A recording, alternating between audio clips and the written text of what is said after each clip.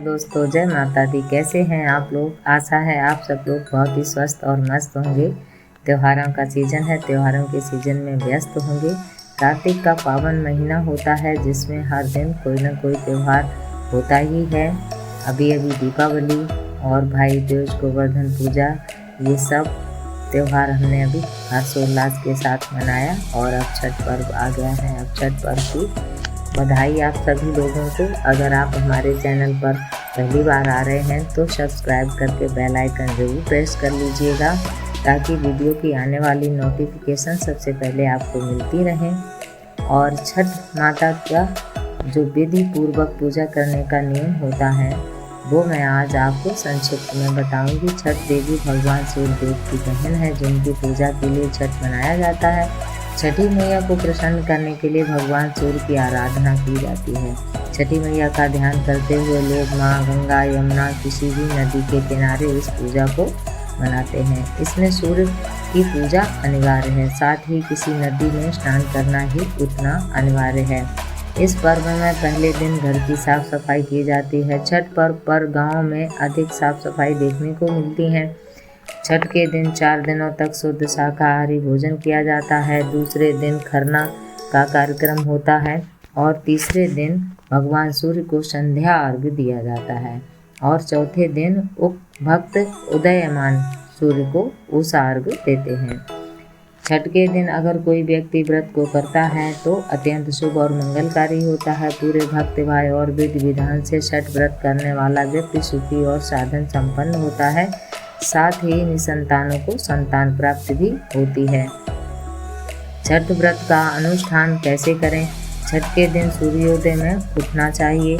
व्यक्ति को अपने घर के पास एक झील, तालाब या नदी में स्नान करना चाहिए। स्नान करने के बाद नदी के किनारे खड़े होकर सूर्योदय के समय सूर्य देवता को नमन करें और विधिवत पूजा करें। शुद्ध देसी घी का दीप जलाएं और सूर्य को धूप फूल अर्पण करें। छठ पूजा में 7 प्रकार के फूल, चावल, चंदन, तिल आदि से युक्त जल को सूर्य को अर्पण करें।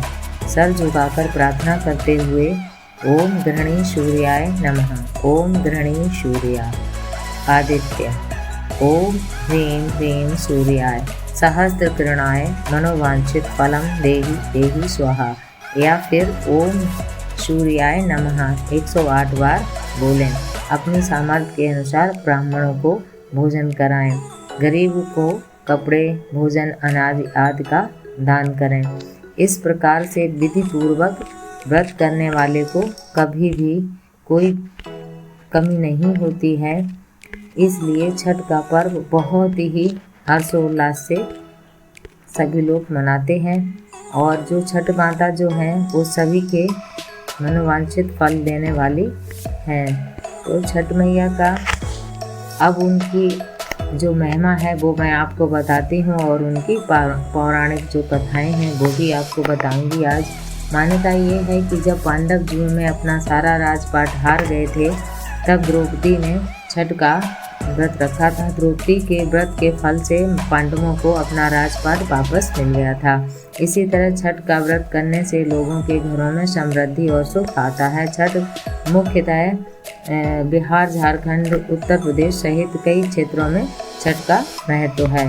छठ पूजा या सूर्य षष्ठी या छठ व्रत में सूर्य भगवान की पूजा होती है और धरती पर लोगों के सुखी जीवन के लिए सूर्य देव के प्रति आभार व्यक्त किया जाता है। सूर्य देव को ऊर्जा और जीवन का शक्ति का देवता माना जाता है, इसलिए छठ पर्व पर समृद्धि के लिए पूजा की जाती है। सूर्य की पूजा से विभिन्न बीमारियों का इलाज संभव है। सूर्य पूजा के साथ स्नान किया जाता है, इससे कुष्ठ रोग जैसी गंभीर रोग भी दूर हो जाते हैं। छठ पर्व परिवार के सदस्यों और मित्रों की उम्र लंबी और समृद्धि के लिए भी मनाया जाता है। एक पौराणिक लोक कथा के अनुसार लंका के विजय के बाद जब राम राज्य की स्थापना के दिन कार्तिक शुक्ल षष्ठी को भगवान राम और माता सीता ने उपवास किया और सूर्यदेव की आराधना की। सप्तमी को सूर्योदय के समय पुनः अनुष्ठान कर सूर्यदेव से आशीर्वाद प्राप्त किया था।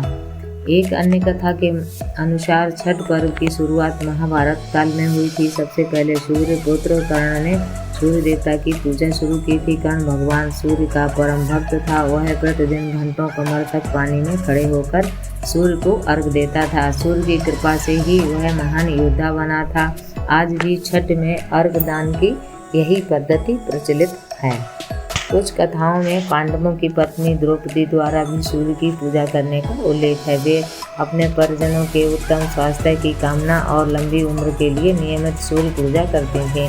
एक कथा के अनुसार राजा प्रियव्रत को कोई संतान नहीं थी। तब महर्षि कश्यप ने पुत्रेष्टि यज्ञ कराकर उनकी पत्नी मालिनी को यज्ञाहुति के लिए बनाई गई खीर दी। इसके प्रभाव से उन्हें पुत्र हुआ, परंतु वह मृत पैदा हुआ।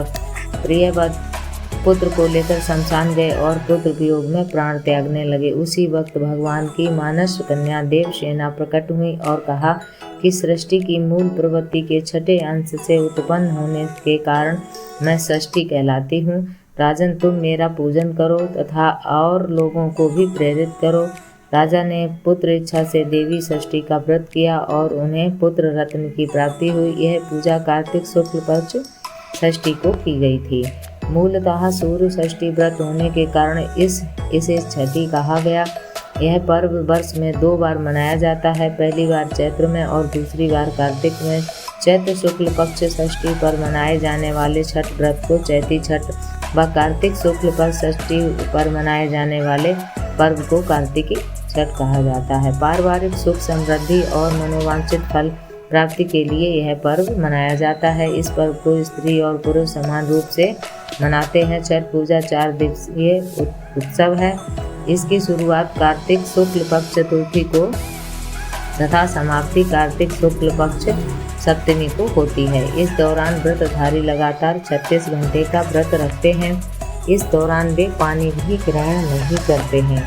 छठ पर्व में बांस निर्मित सूप, टोकरी, मिट्टी के बर्तनों, गन्ने के रस, गुड़, चावल और गेहूं से निर्मित प्रसाद और मधुर लोकगीतों से युक्त होकर लोक जीवन की भरपूर मिठास का प्रसार करता है। यह मुख्य रूप से पूर्वी भारत के बिहार, झारखंड, पूर्वी उत्तर प्रदेश और नेपाल के तराई क्षेत्रों में मनाया जाता है। षष्ठी को मनाया जाने वाला छठ पूजा सूर्य उपासना का अनुपम लोक पर्व है। छठ देवी की पूजा इसी प्रकार से करने वाले को सर्वदा सुख संपत्ति की प्राप्ति होती है। बोलिए छठ मैया की जय।